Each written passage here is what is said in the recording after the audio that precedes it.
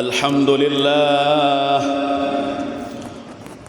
لله على إحسانه والشكر له على توفيقه وامتنانه وأشهد أن لا إله إلا الله تعظيما لشأنه وأشهد أن سيدنا محمدا عبده ورسوله الداعي إلى رضوانه والهادي إلى سبيله اللهم صل على سيدنا محمد وعلى آله وأصحابه وأعوانه وسلم تسليما كثيرا أما بعد فيا أيها المسلمون أوصيكم وإياي بتقوى الله اتقوا الله ما استطعتم فقد فاز المتقون.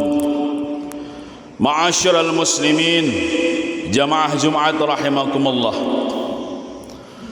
Tidak sedikit di zaman sekarang orang-orang Islam sudah berani dan tak malu lagi melakukan praktik riba.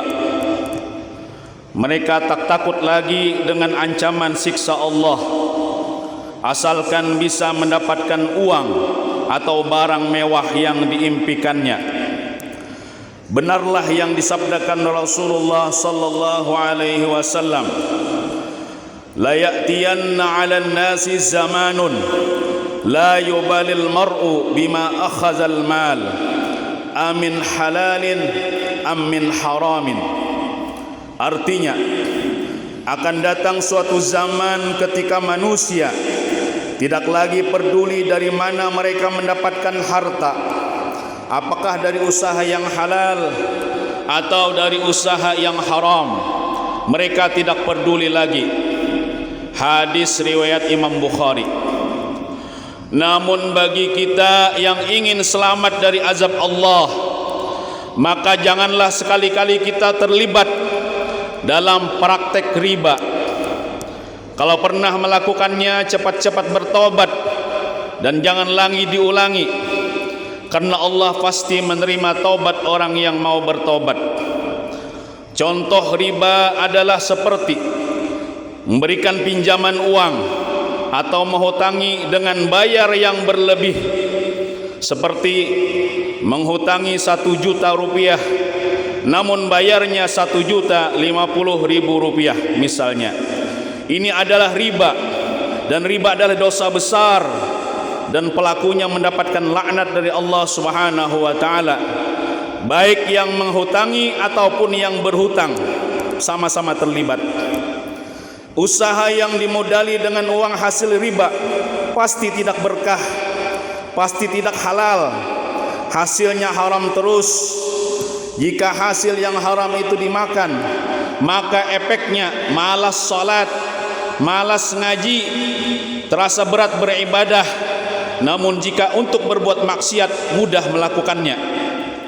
Pelaku riba sebagaimana disebutkan dalam Al-Quran adalah orang yang hakikatnya memerangi Allah, dan Allah juga memerangi dia. Dan kata ulama, orang yang diperangi Allah kemungkinan besar matinya su'ul khatimah kalau dia tidak mau bertaubat. Nabi bersabda, ar-riba sab'una huban aisaruha ayyankihar rajulu ummahu, yang artinya riba terdiri atas 70 dosa. Yang paling ringan dosanya adalah seperti dosa seseorang menzinahi ibu kandungnya sendiri. Hadis riwayat Ibnu Majah.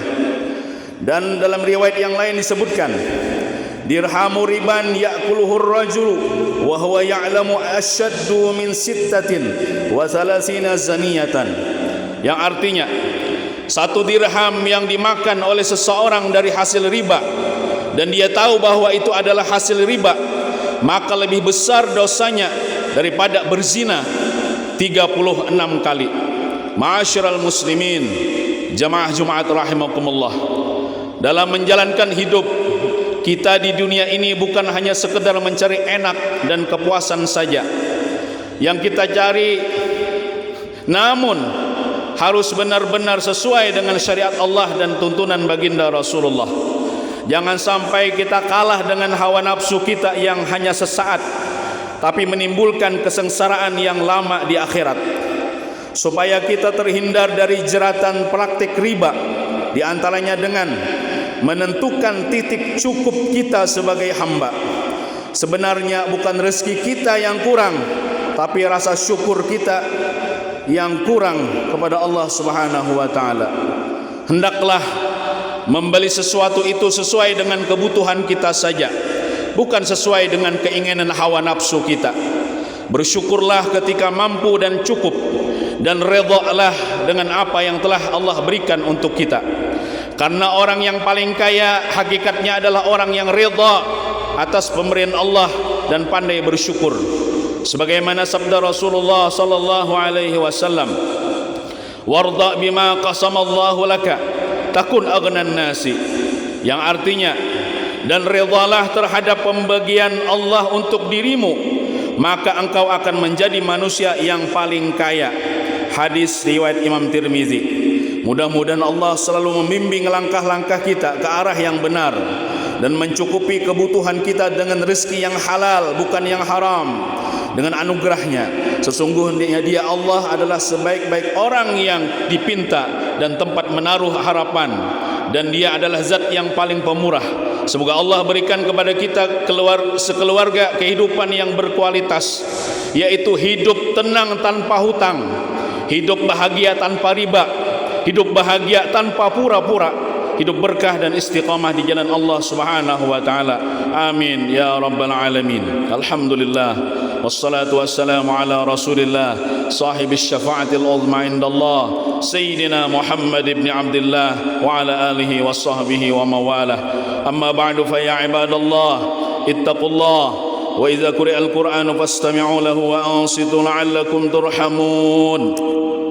أعوذ بالله من الشيطان الرجيم يمحق الله الربا ويربي الصدقات والله لا يحب كل كفار أثيم. بارك الله لي ولكم في القرآن العظيم ونفعني وإياكم بما فيه من الآية والذكر الحكيم وتقبل مني ومنكم تلاوته إنه هو السميع العليم. أقول قولي هذا وأستغفر الله العظيم لي ولكم ولسائر المسلمين والمسلمات والمؤمنين والمؤمنات واستغفروه إنه هو الغفور الرحيم.